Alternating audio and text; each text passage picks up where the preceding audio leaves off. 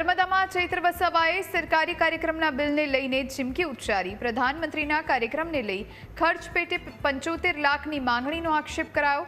પીએમના કાર્યક્રમમાં કરોડો રૂપિયાના બિલ ઉઘરાવવામાં આવ્યાનો આક્ષેપ કરવામાં આવ્યો છે। બીજેપીના મળતિયાઓની એજન્સીઓએ જ કામ કર્યું અને રૂપિયા ચૂકવાયા તેમ પણ તેમણે કહ્યું।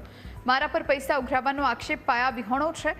ચૂકવાયેલા બિલ એક અઠવાડિયામાં પરત નહીં લેવામાં આવે તો આંદોલન કરવામાં આવશે તેમ પણ ચૈત્ર વસાવાએ કહ્યું।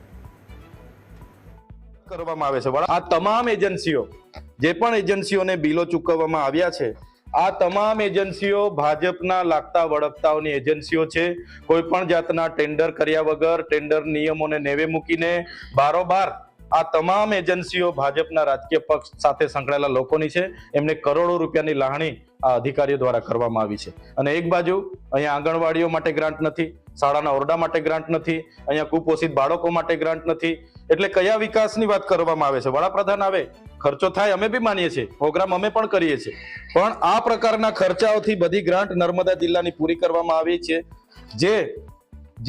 જે ગ્રાન્ટમાં જે પણ અધિકારીઓ, કોન્ટ્રાક્ટરો અને જે પણ રાજકીય વર્ગ ધરાવતા નેતાઓ સંકળાયેલા હોય બધા પર તપાસ કરીને જે પણ રકમ છે એ રકમ પુનઃ જમા કરવામાં આવે એવી અમારી માંગણી છે। કેમ કે આદિવાસીના બાળકોની તમામ રકમ આ રીતના અમે વાપરવા નહીં દઈશું।